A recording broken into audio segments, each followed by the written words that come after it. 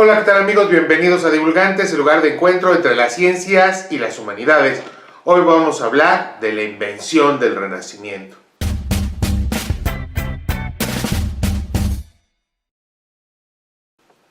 Renacimiento es un término ambiguo. Para algunos historiadores es un periodo histórico, para otros es un movimiento y para otros tantos un fenómeno cultural. Pero en el siglo XVI no se hubiera identificado el término Renacimiento. La palabra italiana Rinascita es la que se empleó en la época para designar la recuperación de la cultura clásica. Pero el término Renacimiento viene del francés y ese no se utilizó para calificar un periodo histórico hasta finales del siglo XIX. La primera persona que utilizó Renacimiento para definir el periodo histórico fue el historiador francés Jules Michelet. Entre 1833 y 1862, Michelet trabajó en su gran proyecto Historia de Francia y en 1855 publicó el séptimo volumen de su historia, titulado El Renacimiento. Ahí escribió: el Renacimiento es el descubrimiento del mundo y el descubrimiento del hombre. El siglo XVI abarcó desde Colón a Copérnico, de Copérnico a Galileo, del descubrimiento de la Tierra al descubrimiento de los cielos. Según el historiador francés, el Renacimiento es idéntico en sustancia a la Edad Moderna.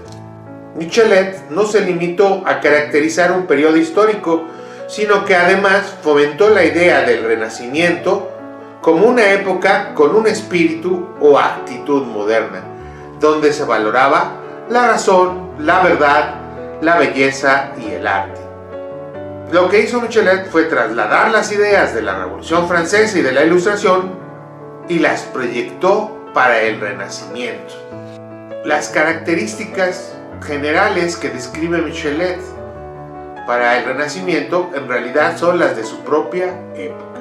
Asimismo, el historiador suizo Jacob Burckhardt, también en su obra La cultura del Renacimiento en Italia de 1860, ayudó a construir la idea tradicional del Renacimiento.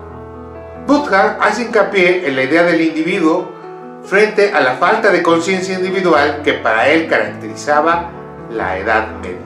La tesis del historiador es que la Italia del siglo XV creó el hombre del Renacimiento. Y el hombre del Renacimiento es el sujeto moderno, que él describía como el primero entre los hijos de la Europa moderna. Es el siglo XIX el que inventa el Renacimiento tal como lo conocemos en las descripciones y relatos de la mayoría de las historias universales tradicionales. Ese Renacimiento, como la recuperación del saber clásico y el renacimiento de la cultura y la razón después de 1000 años de oscuridad. Walter Pater, profesor de Oxford, publicó su Renacimiento en 1873, donde plantea la idea del amor al arte por el arte mismo. Pater ve al Renacimiento como una revolución del espíritu, guiada por artistas como Botticelli y Leonardo da Vinci. Estas visiones del Renacimiento encajan a la perfección con el relato del triunfo de Occidente o la gran tradición, pues es eurocéntrica, logocéntrica y lineal.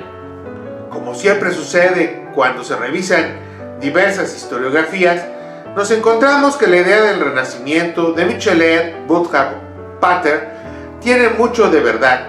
No son totalmente falsas, pero estas no son el único relato historiográfico que podemos hacer del Renacimiento, ya que estas versiones historiográficas contienen omisiones y posiciones posibles de revisar. Por ejemplo, el Renacimiento no es solo el renacer de los estudios clásicos, sino el debate entre los diferentes autores y las perspectivas de esos estudios clásicos, porque griego es tanto Platón como Aristóteles. Otro aspecto que es posible revisar de esta historiografía tradicional del Renacimiento son las continuidades y rupturas con la Edad Media. Por ejemplo, Huizinga, otro autor, afirma que muchas de las costumbres e ideas que nosotros relacionamos con el Renacimiento en realidad nacieron en la Edad Media. Y otro aspecto muy importante que hay que revisar sobre la historiografía tradicional del Renacimiento tiene que ver con el papel de lo oriental y de los pueblos musulmanes y turcos en la construcción del Renacimiento. Así hablaríamos de un Renacimiento global y no solo europeo. Bueno, eso fue todo por el video de hoy. No te olvides de suscribirte al canal y darle un like si te gustó el video. Hasta luego, amigos.